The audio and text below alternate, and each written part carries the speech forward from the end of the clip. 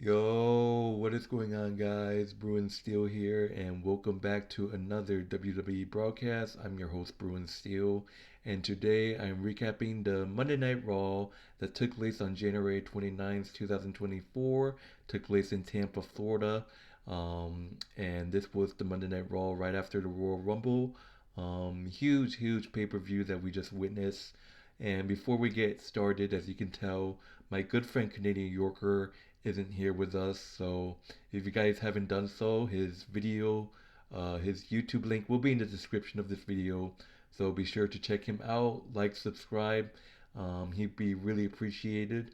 So, sorry. Just want to take this time to apologize for the late video. As you guys know, I was out of town. I was on vacation in Jamaica, and I just got back last night. So, trying to get these broadcasts in and uploaded. So, as you can see, I got this shirt there. Yeah, man. I don't know if it's the Jamaican way to say hello, but anyways, had a fun time. Hope you guys enjoyed your first couple of days when I was away. So I apologize for this late video. So let's get right to it. It's now the Royal Road to WrestleMania in Philadelphia. Obviously, we have Elimination Chamber coming up. So a lot of good segments in this Monday Night Raw when I was away. Just want to get this broadcast ready and done. So let's get started. We first off we get CM Punk. Obviously, we know CM Punk. I believe he tore his triceps, so he'll be out a good couple months. That means that he won't be able to main event WrestleMania. Um, he said he was close at the Royal Rumble, and he said he's not mad at Cody Rhodes, congratulating him to and the compliments going back and back. Um, and he said that his goal as a kid was to main event WrestleMania, and obviously it isn't gonna happen. Obviously, him touring his tricep really hurt. What you know, Drew McIntyre comes in, interrupts CM Punk. Um, he said some terrible things about CM Punk and said that he targeted CM Punk, broke him down. Um, Basically, he said that he exorcised the demon, and now he said CM Punk said he's gonna rehab his arm and main event WrestleMania. Um, CM Punk, Drew McIntyre said that he prayed that CM Punk get hurt. I'm like, that's out of line. And would you know, Drew McIntyre and CM Punk gets in a brawl. Drew McIntyre drops CM Punk with a headbutt and stomps on the injured arm. Oh my god. And would you know, Sami Zayn makes the save, sending Drew McIntyre punched, retreating, and that's just the end of the opening segment. And oh my god. Um, Obviously Drew McIntyre, he's a great heel. I love what he's been doing, obviously. And Drew McIntyre, I get why he was upset, but there was no way he was winning the Royal Rumble. I said that, and his contract is coming to an end. I think his contract ends after WrestleMania, and there's still no news that Drew McIntyre is gonna sign. But CM Punk, we have to see if he actually can make it at WrestleMania. But I don't believe so, obviously, and that just sucks for CM Punk because he just got back to the company, and he didn't really have any big matches. Well, the Royal Rumble, and then I think it was like a WWE live event against Dominic Mysterio or something like that, and that's pretty much it. And now he just torn his triceps at the Royal Rumble, so we have to see when he makes his return. Obviously, there's just crazy people saying that, oh, he might retire or whatever. But that's just that. But that will do it for the opening segment. Um, Moving on to the next first match of the evening, we got a undisputed tag team championship match between DIY Johnny Gargano and Tommaso Ciampa versus Judgment Day Damien Priest and Finn Balor. Went back and forth.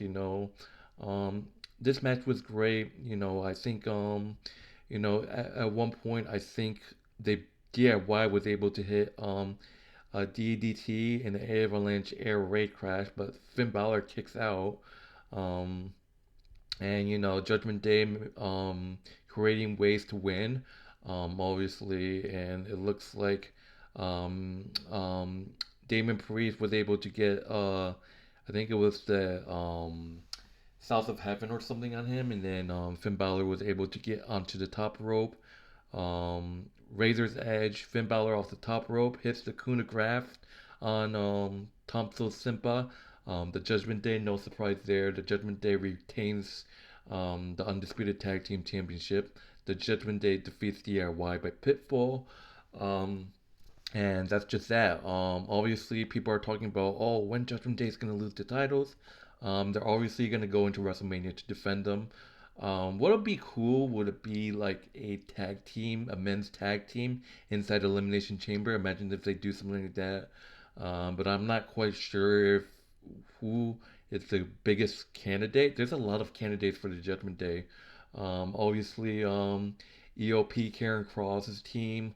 I want to probably the Bloodline can step up, um, but we might see maybe R-Truth and the Miz, Awesome Truth getting a chance. We might see the Viking Raiders step up. We might see a new required Pete Dunne and Tyler Bate on SmackDown step up. And that's why I said that Triple H needs to split the titles on Raw and then on SmackDown because both brands they just like there's just so much talent. The Creed brothers, Alpha Academy. I mean, there's just so many names that are, contenders that can be contenders for the Undisputed Tag Team Championship. So, like I said, they need to just split the title because there's just way too much talent on both brands. But anyways, the Judgment Day defeats DIY by pinfall to retain the Undisputed Tag Team Championship. And that's just that. Moving on, we got R-Truth in the Judgment Day. Not gonna go too deep. R-Truth said that each other Judgment Day reminds me of a family member. Damon Priest said that Judgment Day is family. Damon Priest said that Truth isn't part of Judgment Day. Would you know? They blindside him, attacks him. Miz tries to make the save, but the Judgment Day overwhelms them. Judgment Day attacks Miz and R-Truth. Wow. Yeah, that's just that. So, obviously, R-Truth did all he can. We might see him actually see that he's not wanted, so he might just step away from WWE a little bit. Obviously, we have to see what happens. Maybe he just goes on and team with Miz. But maybe he'll just keep on trying to join Judgment Day despite getting attacked. But the next match, we got Chelsea Green and Pimper Nivens versus Shayna Baszler and Zoey Stark. Just an absolute domination. Chelsea Green and Pimper Nivens suck ass. They're just absolutely pathetic. Oh my god. Um, Zoe Stark was able to hit the Z360 on Chelsea Green, and it's always Chelsea Green that gets destroyed and pinned. Oh my god. You guys are absolutely trash. Like, pathetic. My god. Shayna Baszler and Zoe Stark defeats a pathetic Chelsea Green and Shayna, and Pimper Nivens. I can't even. Oh my god, nothing really to talk about there. I knew they were gonna get destroyed. And you want to call yourself former women's tag team champions? Oh man, you guys are absolutely pathetic. Chelsea Green and Pepper Niven just why don't you just like quit WWE? Like go somewhere else. Might as well just join some, WWE or wrestling group that's more like for midgets. Like you can have more success there.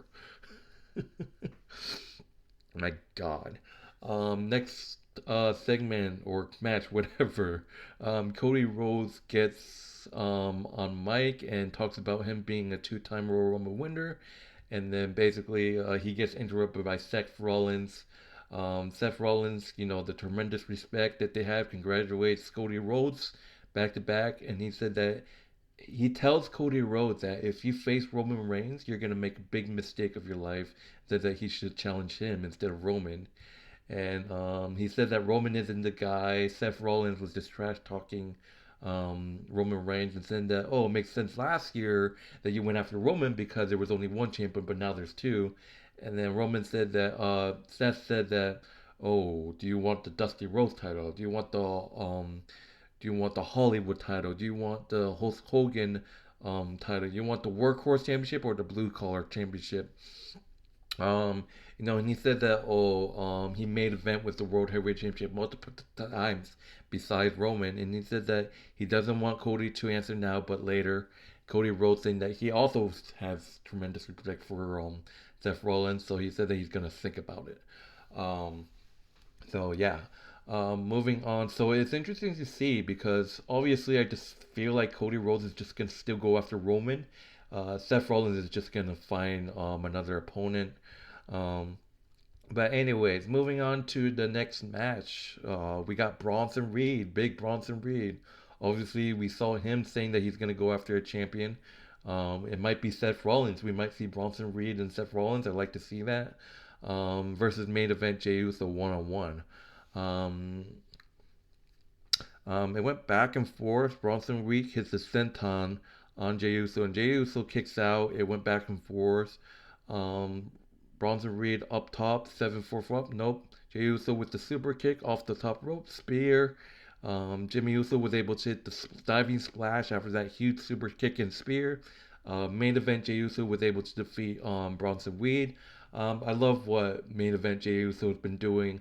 Obviously, after breaking up with the Bloodline, I like to see him. Like I think every fan would agree with me when I say this. Jey Uso deserves a singles title. I think that he's probably gonna challenge Gunther. I feel like he's gonna challenge Gunther for the I think he's gonna challenge Gunther for the Intercontinental title. We have to see what happens, and Bronson Reed might be the man to challenge Seth Rollins. Like I said before, there might be a men's elimination number one contenders match at Elimination Chamber. Bronson Reed might win it to face Seth Rollins. I don't think I ever seen Bronson Reed and Seth Rollins actually go face to face. So that's going to be interesting. But moving on to the next segment, um, we got our match. Obviously Becky Lynch. She let a lot of people down. Gunther said he's gonna win, beat Kofi Kingston tonight, and so on. Next match is Gunther defending the Intercontinental Championship against Kofi Kingston. Honestly, this was a great match. I love Kofi Kingston, but Gunther, Gunther's strong. It went back and forth.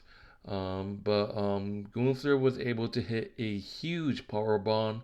Um, Kofi was able to um, hit the Kofi was able to hit the Trouble in Paradise, but Gunther rolled out of the ring. I think at one point, um, Kofi Kingston was able to do a chop in the back of the ring on the steel steps, avalanche boom, but it just Gunther's just too much with his power bombs. Gunther's power bombs are so nasty. Was able to, so yeah, Gunther was able to hit the 10 round power bomb on Kofi Kingston to retain the Intercontinental Championship. Um, you know, um, so that's just that. Poor Kofi. I just feel like Jay might be in line, but who knows? Who knows who's going to dethrone Gunther? Gunther's just been an absolute great champion. People hate him, but you gotta respect him for retaining his title back to back. Obviously, um, you know. But moving on to the next match, we got the Kabucho Bucci Warriors, Asuka and Carly Sane versus Tegan Knox and Natalia in a non-title match. Kind of test what the Kabuchi Warriors have. And it went back and forth. Tegan Knox and Natalia have not been winning any tag team matches, which is sad. But we have to see what happens. But the Kabucha Warriors are just dangerous, obviously. Um, oh yeah, the Kabucha Warriors won the women's tag team titles last week on Friday, which I skipped right away. So we got new tag team women's tag team champions. Letting you guys know. Sorry for my voice. But the Kabucha Warriors was able to defeat Natalia and Tegan Knox off of a diving elbow and inverted DDT combination on Natalia. The Kabucha Warriors defeat Natalia and Tegan Knox by pitfall. Just horrible for Natalia and Tegan Knox. They just can't get any wins, and I understand like, oh, they lost to Carter and Chance. The Raw that I went with Joey and my friend Canadian Yorker. Oh, they faced Shayna Baszler and Natalia. They got destroyed. It's not working out for them. Like I don't know what. I mean, I just feel like Tegan Knox could do like a single push. I don't know, but I just don't think their tag team is working right now. Um, but yeah, moving on to the next segment or whatever, we got Bailey. Bailey, talking about her huge WrestleMania win until she gets interrupted by Rhea Ripley, and then Rhea Ripley gets attacked by Nia Jax. Nia Jax with three leg drops and then the basic drop in the corner. Nia Jax confronts Bailey and says that she better pick Io because Rhea Ripley is not going to make it to WrestleMania. So Bailey said that she's going to announce her choice on Friday. So this is interesting because when Nia Jax attacked Rhea Ripley, Bailey's there laughing, obviously, and then obviously the situation with Nia Jax attacking Rhea Ripley. When Nia Jax was slowly coming out, you see Damien Control leaving the ring, leaving Bailey by herself. It just shows that they don't have Bailey's back anymore. It's just so sad to see, but it just shows Bailey's probably going to turn face soon. Um, Probably this Friday. I'll say like if this Friday, maybe Friday, Bailey's probably going to get turned. Bailey said that I'm sorry, I have no choice to challenge you, Io. She's probably going to get turned. Yeah. But Friday might be the time that Bailey gonna get turned, turning her into a babyface. But we have to see what happens. Um, so yeah. Moving on to the next match, and and then Nia Jax versus Rhea Ripley. Yeah, that's definitely happening at Elimination Chamber. They gotta do Nia Jax and Rhea Ripley. Obviously Rhea Ripley. I expect her to defend her title in her home turf in Australia. Um, but yeah, moving on to the next main event match. The main event match, we got Drew McIntyre versus Sami Zayn again. Ugh, I don't know why they keep doing Drew McIntyre versus Sami Zayn. I already seen it December 4th with the guys at WWE Raw. Um, but this was a hell of a match. Drew McIntyre and Sami Zayn. I mean, the best thing I can say about this match is they put up a show every fucking time. It just seems like Sami Zayn can't beat Drew McIntyre. So, we just see a heel just overpowering a face right now. Um, we were able to, obviously Drew McIntyre puts Sami Zayn for the table. A lot of chops, and Drew McIntyre is a huge guy. I think Drew McIntyre has like a size advantage over Sami. Sami Zayn can put up a fight though against Drew McIntyre. Um, Sami Zayn was able to hit the Avalanche Sunset Flip Powerbomb, but no, it set up a Tornado Teardom so close through, and Sami Zayn actually was close to winning this match. Drew McIntyre was able to hit a spine buster into a jackknife pin, and it didn't go through.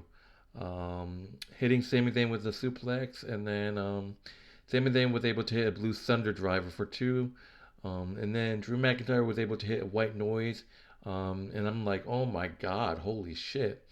Um, and coming off a rope, Drew McIntyre was able to dodge a Heluna kick, and then it seems like Drew McIntyre, with a cheating way, went down low. Referee didn't see it, and Drew McIntyre was able to hit a Claymore, getting the win. And Drew McIntyre defeats Sami Zayn by pitfall with a cheap shot, which a referee didn't see, with a Claymore.